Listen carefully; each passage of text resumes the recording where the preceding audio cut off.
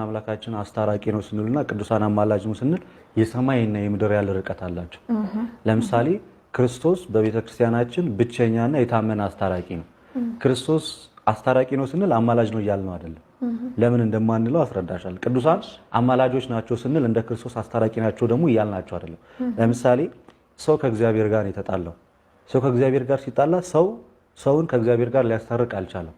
ሰውና እግዚአብሔርን ሊያስታርቅ የቻለው የእግዚአብሔር ልጅ ነው ለማስታረቅም። ምክንያቱም ኢሳይያስ በትንቢቱ እግዚአብሔር ወደ ምድር ተመለከተ፣ ወደ እርሱም የሚማልድ እንደሌለ አየ ካለ በኋላ የገዛ ክንዱ መድኃኒት ሆነችው ጽድቁን ማገዘው። ስለዚህ እግዚአብሔር ራሱን ያስታረቀው በልጁ በኢየሱስ ክርስቶስ በኩል ነው።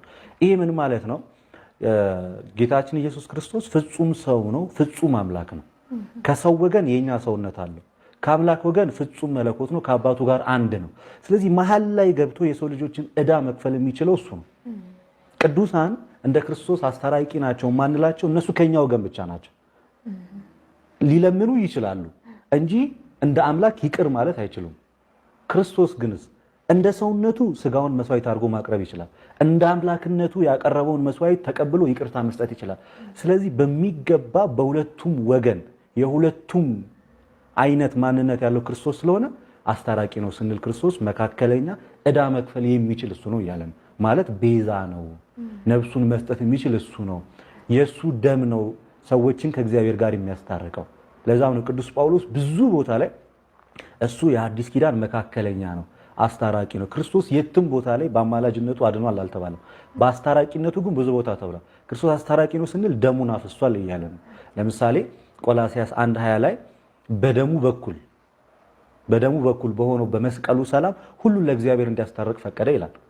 በሃይማኖታዊ ቅዱስ ቄርሎስ በምዕራፍ 76 ላይ የታወቀ የቤተክርስቲያናችን አምድ የሚባለው ቄርሎስ ምን ብሎ ነው የተናገረው? በረከቱ ይደርብንና ሰው የሆነው አለ በእግዚአብሔር ፊት ለአስታራቂነት ሊገለጥ ነው።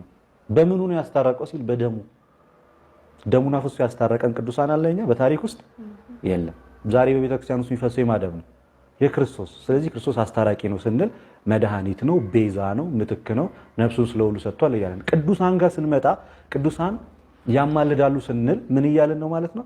ጸሎት ያቀርባሉ ሶስተኛ ወገን ሆነው ወደ እግዚአብሔር። እኔ ያለው አንቺ ያለሽ በመሐከላችን አንድ ጻድቅ ቢመጣ ስለኔና ስለ አንቺ ሶስተኛ ወገን ሆኖ ጸሎት ወደ ማን ነው የሚያቀርበው? ወደ እግዚአብሔር። ስለዚህ ያ ጸሎት ምላሽም የሚያገኘው በማን ፍቃድ ነው?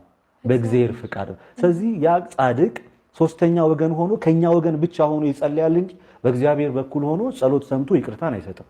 ስለዚህ ምልጃ ማለት አንዱ ስለ አንዱ የሚደረግ ልመና ነው። ለምሳሌ ሐዋርያት ሥራ 7:57 ላይ እስጢፋኖስን ሲወግሩት የእግዚአብሔር ልጅ ኢየሱስ ክርስቶስ ቆሞ አየውና ምንድነው ያለው? በእነሱ ወገን ሆኖ የሚያደርጉትን አያውቁምና ይቅር በላቸው። ኢየሱስ የሚያደርጉትን አያውቁምና ይቅር በላቸው ብሎ በመስቀል ላይ ሲናገር ከአባቱ ጋር አለ። እስጢፋኖስ ያን ሲናገር በምድር ነው እንጂ እዛ ጋር ከአብ ጋር አልነበረም። ስለዚህ በአንድ ወገን ያለው የቅዱሳን ምልጃ ይባላል። የክርስቶስ ማስታረቅ ደግሞ በቤዛነት የሚደረግ እሱ ብቻ የሚሰራው ማንም የማይሰራው ሰውም ስለሌለ ነው አምላክ ሰው እንዲሆን እግዚአብሔር የፈቀደው። እዛ ቅዱሳን ሶስተኛ ወገን ሆነው ነው። እንደዚህ ስንል ግን የቅዱሳን ምልጃ ቤተክርስቲያናችን የታመነም መጽሐፍ ቅዱሳዊ ነው። ለምሳሌ ለይቶ ሲያስቀምጠው ቅዱስ ጳውሎስ አንደኛ ጢሞቴዎስ ምዕራፍ 2 ከቁጥር 1 ላይ ሲናገር ምን ብሎ ተናገረ?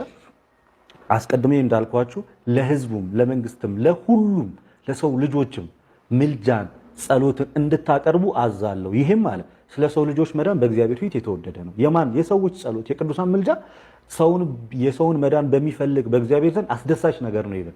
ስለዚህ ይሄን ከተናገረ በኋላ ጳውሎስ ምልጃን አቅርቡ፣ ሁሉም ምልጃን ያቅርብ፣ ጸሎት ያቅርብ፣ አማልዱ ካለ በኋላ ዝቅ ብሎ አንድ እግዚአብሔር አለ አለ። በሰውና በእግዚአብሔር መካከል ደግሞ መካከለኛው አንድ አለ አለና እርሱም ሰው የሆነው ኢየሱስ ክርስቶስ ነው ካለ በኋላ ራሱን ለሁሉ ቤዛ ሰጠ። ይህም በገዛ ዘመኑ ምስክርነት ራሱን ቤዛ የሰጠ ጻድቅ የለም። ክርስቶስ ብቻ ነው ራሱን ቤዛ አድርጎ የሰጠ። እዚህ የክርስቶስ ቤዛነት ሰውና እግዚአብሔርን የማስታረቅ ሮሜ ምዕራፍ 5 ቁጥር 10 ላይ ጠላቶቹ ሳለን ከእግዚአብሔር ጋር በልጁ ሞት ታረቅን። በማሞት ነው የታረቅነው? በድንግል ማርያም ልጅ በኢየሱስ ክርስቶስ ሞት ነው እንጂ ወይ በጳውሎስ ሞት አይደለም፣ ወይ በጴጥሮስ ሞት አይደለም። ስለዚህ የክርስቶስ ማስታረቅ የሞት የቤዛነት የካሳ ነው። የቅዱሳን ግን ማርልኝ ይቅር በልልኝ የሚደረግ ወደ እግዚአብሔር የሚጮህ ጩኸት እግዚአብሔርም ወዶ ፈቅዶ የሚመልሰው ምላሽ ነው።